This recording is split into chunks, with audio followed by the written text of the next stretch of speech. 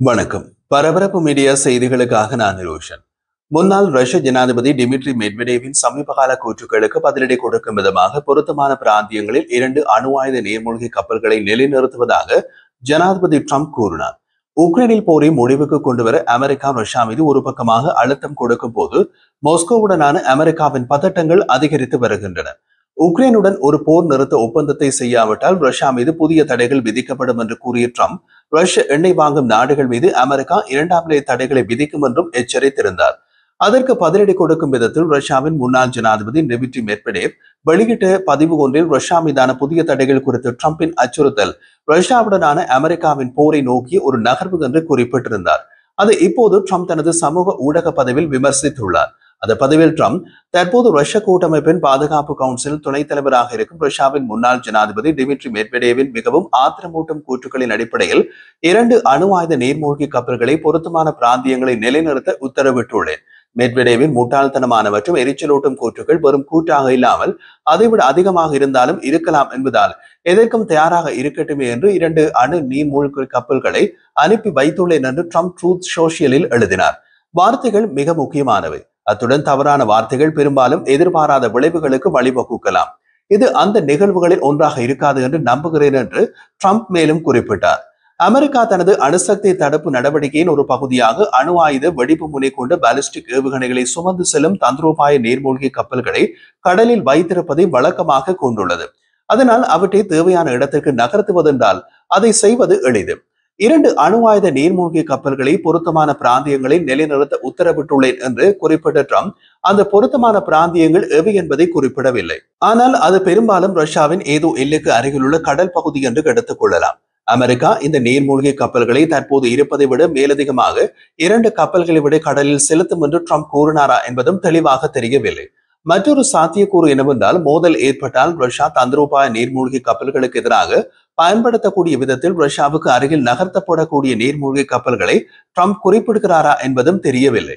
June மாதம் ஈரானின் Isfahan அணுசக்தி நிலையத்தின் மீதான தாக்குதலில் அமெரிக்கா பயன்படுத்தியது போல நிலத்தில் உள்ள இலக்குகளை தாக்க பயன்படுத்தக்கூடிய அணு ஆயுதம் அல்லது அணுசக்தி அல்லாத குரூஸ் ஏவுகணைகளை சுமந்து செல்லும் அணுசக்தியால் இயங்கும் நீர்மூழ்கி கப்பல்களும் அமெரிக்காவிடம் உள்ளன. முன்னாள் அமெரிக்க அதிகாரிகளும் அரசாங்கத்திற்கு வெளியே உள்ள நிபுணர்களும் கூறிய போது ரஷ்ய ஜனாதிபதி விளாடிமிர் புட்டின் அடிக்கடி அணு ஆயுதங்களை பயன்படுத்துவது பற்றிய கூற்றுக்களை வெளியிடுவதை அமெரிக்க அதிகாரிகள் விமர்சிக்கிறார்கள். இப்போது அதே போன்ற ஒரு எச்சரிக்கையில் அமெரிக்க ஜனாதிபதி ஈடுபடுவது போல் தெரிகிறது என்று ஆச்சரியமாக இருக்கிறது என்று கூறினார்கள். முன்னாள் ரஷ்ய ஜனாதிபதியான மெட்வெடேவ் சமூக ஊடகங்களில் ஆத்திரமூட்டும் அறிக்கைகளை வெளியிடுவதிலும் உக்ரைனின் தலைவர்கள் மற்றும் உக்ரைனை ஆதரிக்கும் மேற்கத்திய நாடுகளுக்கு எதிரான நேர்காணல்களிலும் நீண்ட காலமாக ஈடுபட்டு வருகிறார். ஆனால் அவரது அறிக்கைகள் புட்டினின் அறிவிப்புகளைப் போலவே முக்கியத்துவத்தை கொண்டிருக்கவில்லை. நேட்டோ கொள்கை குறித்து முன்னாள் பென்டகன் மூத்த அதிகாரி ஜிம் டவுன்சென்ட் கூறிய போது, ட்ரம்ப் புட்டினை நேரடியாக தாக்கவில்லை, மெட்வெடேவை மட்டுமே தாக்கியுள்ளார். ஆனால் நீர்மூழ்கி கப்பல்களை நகர்த்துவது நிச்சயமாக வரும் வாய்மொழி சொற்போரை விட அதிகமான தீவிர விஷயம் என்று கூறினார். ட்ரம்பின் மத்திய கிழக்கு தூதர் ஸ்டீவ் விட்காம் தனது தற்போதைய இஸ்ரேலிய பயணத்தை முடித்த பின்னர் அவரை ரஷ்யாவுக்கு அனுப்ப போவதாக ட்ரம்ப் முன்பு கூறினார். விட்காஃபின் அட்டவணை அல்லது நிகழ்ச்சி நிரல் குறித்து அவர் விரிவாக கூறவில்லை. வெளியுறவுத்துறை செயலாளர் மார்க்கோ ரூபியோ மெட்வெடேவின் எச்சரிக்கைகளை நிராகரித்து ஒரு நாளுக்கு பின்னர் ட்ரம்பின் சமீபகால அச்சுறுத்தல்கள் வந்துள்ளன. ரூபியோ மெட்வெடேவை பற்றி ஃபாக்ஸ் நியூஸ் நேர்காணலில் கூறிய போது, மெட்வெடேவ் ரஷ்யாவின் அதிகாரப்பூர்வ பதவியில் இருக்கும் ஒருவர் என்பது உண்மைதான். ஆனால் அவர் அடிப்படையில் ரஷ்ய அரசியலில் மிக முக்கியமான நபர் அல்ல. இருப்பினும் எரிச்சலூட்டும் விஷயங்களை சொல்லிக் கொண்டிருப்பவர் என்பது உறுதி. ஆனால் அது பரவாயில்லை. அவரது கூற்று ஒரு ரஷ்ய அதிகாரப்பூர்வ எச்சரிக்கையாக இருக்காது என்று நான் நினைக்கிறேன் என்று கூறினார். வாஷிங்டன் மற்றும் மாஸ்கோ இடையான புதிய ஸ்டார்ட் ஒப்பந்தம் பிப்ரவரியில் காலாவதியான பின்னர் அமெரிக்கா மற்றும் ரஷ்யா நீண்ட தூர அணு ஆயுதங்கள் மீதான வரம்புகளை பராமரிக்க ஒரு வழியை கண்டுபிடிக்க விரும்புவதாக அமெரிக்க ஜனாதிபதி ட்ரம்ப் கடந்த வாரம் தெரிவித்திருந்தார். இப்போது வெளியாகியுள்ள ட்ரம்பின் சமூக ஊடக பதிவு அந்த கூற்றுடன் மிகவும் முரண்படுகின்றது. டொனால்ட் ட்ரம்ப் ரஷ்ய அணு ஆயுதங்களை பற்றி உண்மையிலேயே அக்கறை கொண்டிருப்பதால் பெரிய அமெரிக்க மற்றும் ரஷ்ய ஆயுத கிடங்குகளில் மீது வரம்புகளை பராமரிக்கவும், அணு ஆயுத மோதலை தவிர்க்கவும், ஆயுத கிடங்குகளை குறைக்கவும் உறுதியான நடவடிக்கைகள் எடுக்க விரும்புவதாக கூறியிருந்தார். அது தொடர்பாக அவர் ரஷ்ய சகாக்களுடன் தீவிர பேச்சுவார்த்தையில் ஈடுபட வேண்டும் என்று ஆயுத கட்டுப்பாட்டு ஒப்பந்தங்களை ஆதரிக்கும் ஒரு தனியார் குழுவான ஆயுத கட்டுப்பாட்டு சங்கத்தின் கூட்டத்திலும் கூறினார். புட்டின் மீதான விரக்தி அதிகரிக்கும் போது ரஷ்யா மீது புதிய தடைகளை விதிக்கப் போவதாக ட்ரம்ப் பல மாதங்களாக அச்சுறுத்தி வருகிறார். அமெரிக்க ஜனாதிபதி மோதலை முடிவுக்கு கொண்டுவர முயற்சித்த போதிலும் உக்ரைனில் போரை தொடர்ந்து நடத்துவதற்கு புட்டினை ட்ரம்ப் விமர்சித்துள்ளார். இந்த வார தொடக்கத்தில் உக்ரைனுடன் போர் நிறுத்தத்தை எட்டு அல்லது கூடுதல் தடைகளை எதிர்கொள்ள புட்டினுக்கு 10 முதல் 12 நாட்கள் அவகாசம் அளிப்பதாக ட்ரம்ப் கூறினார். இது முன்பு ட்ரம்ப் கொடுத்த காலக்கெடுவான 50 நாட்களை குறைத்தது. அதற்கு ரஷ்யாவின் முன்னாள் ஜனாதிபதி டிமிட்ரி மெட்வெடேவ் கொடுத்த பதிவில் ட்ரம்ப் ரஷ்யாவுடன் இறுதி எச்சரிக்கை விளையாட்டை விளையாடுகிறார். 50 நாட்கள் என்றார், பின்னர் 10 நாட்கள் என்கிறார். அவர் 2 விஷயங்களை நினைவில் கொள்ள வேண்டும். முதலாவது, ரஷ்யா இஸ்ரேல் அல்ல, ஈரான் கூட அல்ல. இரண்டாவது, ஒவ்வொரு புதிய இறுதி எச்சரிக்கையும் ஒரு அச்சுறுத்தல் மற்றும் போரை நோக்கிய ஒரு படியாக மாறலாம்.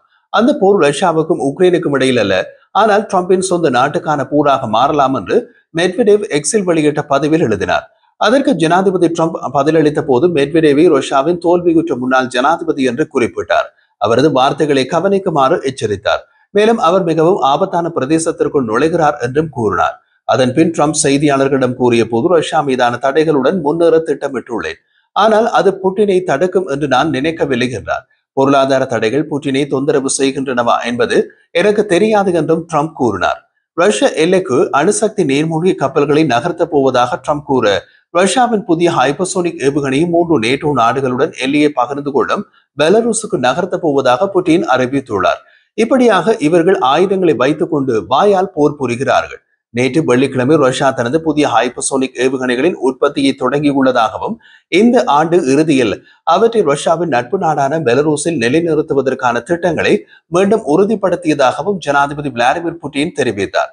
செயின்ட் பீட்டர்ஸ்பர்க்கு அருகிலுள்ள வாலாம் தீவில் பெலரூஸ் ஜனாதிபதி அலெக்சாண்டர் லூகாஷென்கோவுடன் அமர்ந்திருந்த புட்டின், ரஷ்யாவின் புதிய இடைநிலை தூர பாலிஸ்டிக் ஏவுகணை ஒரேஷ்னிக்கை நிலைநிறுத்துவதற்கான தளங்களை பெலரூஸில் ரஷ்ய ராணுவம் ஏற்கனவே தேர்ந்தெடுத்துள்ளதாக கூறினார். ஆயத்த பணிகள் நடந்து வருகின்றன. இந்த ஆண்டு இறுதிக்குள் அதை முடித்து விடுவோம் என்று புட்டின் கூறினார். ஹசல்நட் மரத்திற்கான ரஷ்ய மொழிபெயர் தான் ஒரேஷ்னிக். ஒரேஷ்னிக் ஏவுகணையை ரஷ்யா முதலில் நவம்பர் மாதம் உக்ரைனுக்கு எதிராக பயன்படுத்தியது. உக்ரைன் சோவியத் யூனியனின் ஒரு பகுதியாக இருந்த போது ஏவுகணைகளை உருவாக்க டினிப்ரோவில் உள்ள ஒரு தொழிற்சாலை மீதுதான் ஒரேஷ்னிக் ஏவுகணையை முதல் தடவையாக ஏவியது முன்னாள் சோவியத் யூனியனின் ஒரு பகுதியாக இருந்த ரஷ்யா. ஒரேஷ்னிக்கின் திறன்களை புட்டின் பாராட்டியுள்ளார். அதை தாக்குதலின் போது பயன்படுத்துவது அணு ஆயுத தாக்குதலை போலவே பேரழிவை ஏற்படுத்தும் என்று கூறினார். ரஷ்யாவுக்குள் நீண்ட தூர இலக்குகளை தாக்குவதற்கு உக்ரைனுக்கு ஏவுகணைகளை கொடுத்த உக்ரைனின் நேட்டோ நட்பு நாடுகளுக்கு எதிராக மாஸ்கோ இதை பயன்படுத்தலாம் என்று புட்டின் மேற்கு நாடுகளை எச்சரித்தார். வழக்கமான அல்லது அணு ஆயுதங்களை சுமந்து செல்லக்கூடிய ஒரேஷ்னிக் ஐரோப்பா முழுவதையும் அடைய அனுமதிக்கும் வரம்பை வைத்திருக்கிறது என்று ரஷ்யாவின் ஏவுகணை படைகளின் தலைவர் அறிவித்துள்ளார். இடைநிலை தூர ஏவுகணைகள் 500 முதல் 5500 கிலோமீட்டர் வரை பறக்க முடியும்.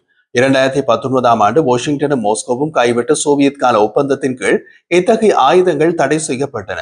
கடந்த இலையுதிர் காலத்தில் எந்த ஒரு ஆக்கிரமிப்பையும் தடுக்க ரஷ்யா ராணுவ ஆயுதங்களை பயன்படுத்துவது உட்பட பெலருஸுக்கு மாஸ்கோவின் பாதுகாப்பு உத்தரவாதங்களை வழங்கும் ஒப்பந்தத்தில் புட்டினும் லூகாஷென்கோவும் கையெழுத்திட்டனர். கிரெம்ளின் அதன் அணுசக்தி கோட்பாட்டை திருத்தியதை தொடர்ந்து இந்த ஒப்பந்தம் உக்ரைனில் நடந்த மோதல் தொடர்பாக மேற்கு நாடுகளுடனான பதட்டங்களுக்கு மத்தியில் முதல் தடவையாக பெலருஸை ரஷ்ய அணு ஆயுத குடையின் கீழ் வைத்தது. 30 ஆண்டுகளுக்கு மேலாக பெலருஸை இரும்பு கரத்துடன் ஆட்சி செய்து கிரெம்ளின் மானியங்கள் மற்றும் ஆதரவை நம்பியிருக்கும் லூகாஷென்கோ 2022ஆம் ஆண்டில் உக்ரைனுக்கு துருப்புகளை அனுப்பவும் அதன் சில தந்திரோபாய அணு ஆயுதங்களை வைத்திருக்கவும் தனது நாட்டின் பிரதேசத்தை பயன்படுத்த ரஷ்யாவை அனுமதித்தார். ரஷ்யா எத்தனை அணு ஆயுதங்களை பெலருஸில் வைத்திருக்கிறது என்பதை வெளியிடவில்லை. ஆனால் டிசம்பரில் லூகாஷென்கோ தனது நாட்டில் தற்போது பல டசன் அணு ஆயுதங்கள் இருப்பதாக கூறினார். உக்ரைனுடன் 1084 கிலோமீட்டர் எல்லையை கொண்டு பெலருஸில் தந்திரோபாய அணு ஆயுதங்களை நிலைநிறுத்துவது கிழக்கு மற்றும் மத்திய ஐரோப்பாவில் உள்ள பல நேட்டோ நட்பு நாடுகளை குறிவைக்கும் ரஷ்யாவின் திறனை விரிவுபடுத்துகிறது. கடந்த இலையுதிர் காலத்தில் புட்டின் கையெழுத்திடப்பட்ட புதுப்பிக்கப்பட்ட அணுசக்தி கோட்பாடு ரஷ்யா தனது அணு ஆயுதங்களை பயன்படுத்துவதற்கான வரம்பை குறைத்தது. ரஷ்யா அல்லது அதன் நட்பு நாடுகளுக்கு எதிராக அணு ஆயுதங்கள் மற்றும் பிற வகையான பேரழிவு ஆயுதங்களை பயன்படுத்துவதற்கு பதிலடி கொடுக்கும் விதமாகவும் ரஷ்யா மற்றும் பெலருஸ் மீது அவர்களின் இறையாண்மை மற்றும் பிராந்திய ஒருமைப்பாட்டை அச்சுறுத்தும் வழக்கமான ஆயுதங்களை கொண்டு ஆக்கிரமிப்பு ஏற்பட்டால் மாஸ்கோ அணு ஆயுதங்களை பயன்படுத்தலாம் என்று புதிய ரஷ்ய ஆவணம் கூறுகிறது.